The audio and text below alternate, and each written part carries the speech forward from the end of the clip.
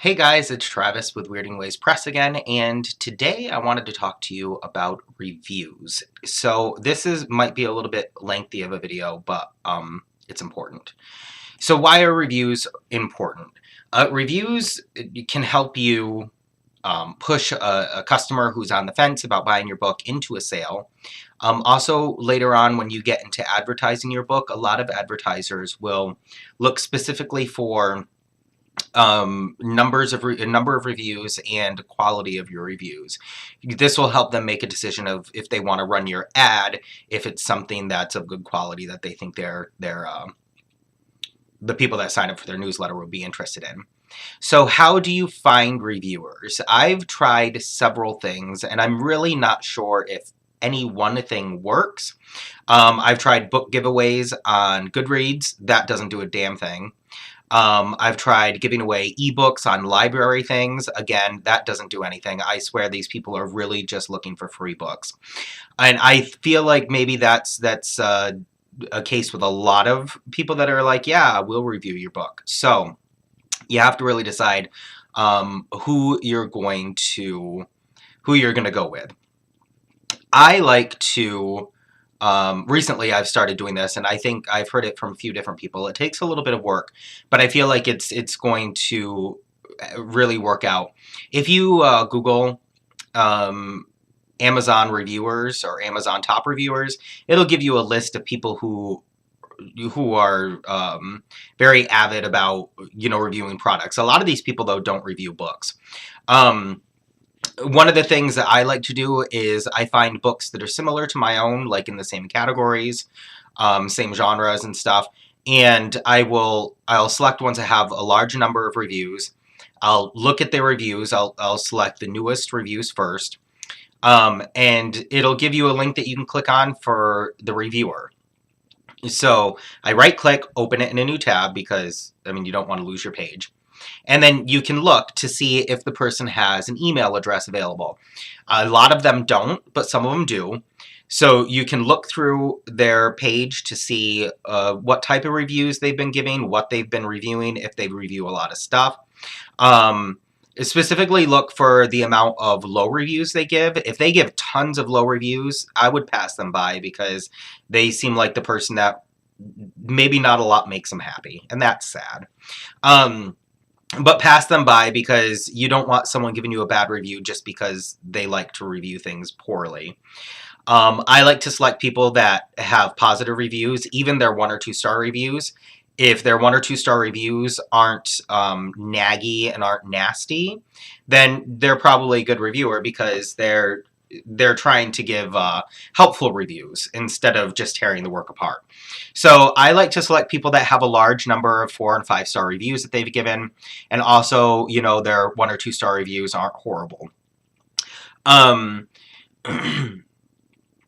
You can also research blogs. And some of the people on Amazon will have a link to their blog instead of an email address. And you can go to their blog as well and look at the review policy and look at to see if you can find their email to solicit them. Now, if you're looking through blogs, it's very important, please read the review policy because a lot of authors don't do that, and it gives most of us a bad name. You don't want to spam, and you don't want to be that jerk, and you don't want to give yourself a bad name of just thinking everybody should flock to you because you're an author. We're a dime a dozen now. So what really is unique is an author that is respectful of other people's times. But remember that time is money. If a blogger's review page is entirely too long to read quickly, I skip them. And the reason for this is I don't want to waste their time, but I'm also not going to waste mine. If I can't figure out their rules quickly and simply, it isn't worth my time to read their list of demands for a half an hour. I do hope that, they understand as well that, they're not a publisher, that they're not going to hold your book for ransom, that they should have a nice, concise review policy. And if it's not a quick read or a bulleted list of rules, I skip it because I don't have the time to, because half the time some of these bloggers you solicit aren't even going to respond to you. So why do you want to sit there and read a 50 paragraph page if they're not even going to respond to your request for a review? So you got to take that into account as well. Now, helpful tips. You want honest reviews. So when you form your email to the reviewer, you want to let them know you want an honest review. You don't require a certain number of stars before they post it, and a lot of good reviewers will even tell you they post it no matter what the star rating is. Other reviewers will say they'll let you know if they rate it under 4 or 5 star reviews to see if you want them to post it.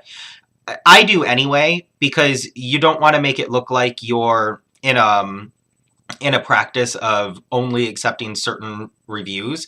Like if you have a variety of different ratings on your book, it's going to look like you've gotten your reviews in a better way, like you haven't paid for them. And that's another thing. Never pay for reviews.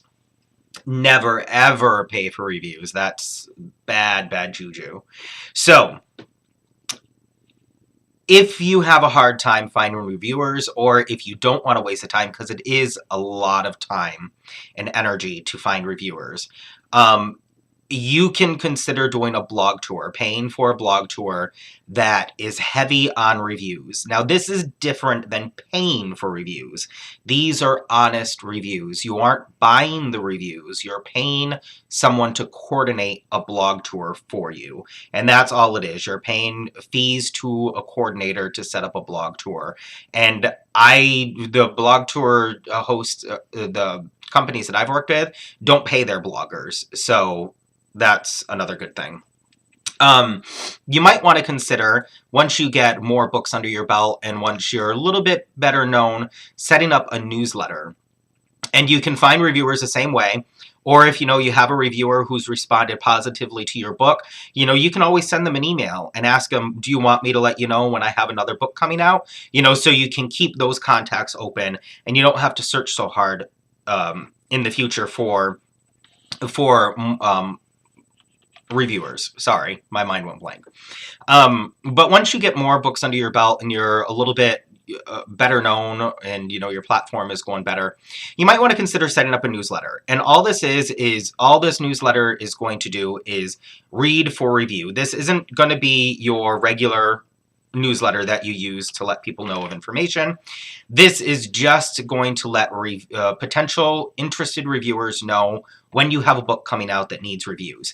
Now, I find these people the same way that I find reviewers, and I send them an email and let them know what I'm doing, and if they're interested, they can sign up for the newsletter, and I send a link with it. I have several author friends who are working on it with me, and I think this is helpful because if you can show the people that you're emailing a list of authors that are associated with the newsletter, they can look at their rankings to see how good of reviews they're getting, and then they can make a decision as if they want to help you out in the future, and then they'll sign up.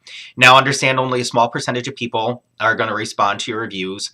So if you set up a newsletter, make sure you have a large number of people signed up, because you might only get maybe 5 or 10%, if you're lucky, responding to your newsletter and accepting the book. The good thing with newsletters is if you find you have someone who's constantly accepting books but not reviewing, you can remove them from the newsletter.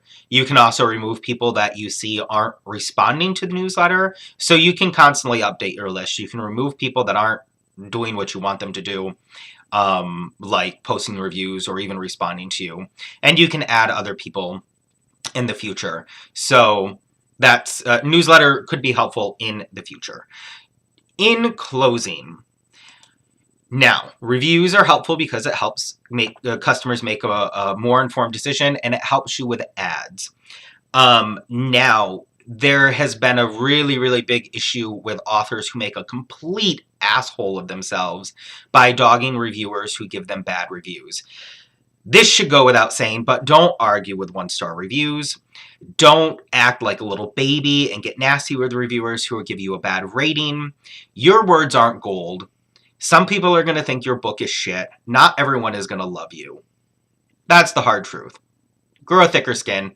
Don't have a meltdown at people on the internet because it's just going to ruin your name. It's not going to do anything to them except let other reviewers know not to work with you in the future and to let bloggers think, holy shit, this author is an idiot. Another note, sharing reviews is okay and in fact encouraged if you're on a blog tour.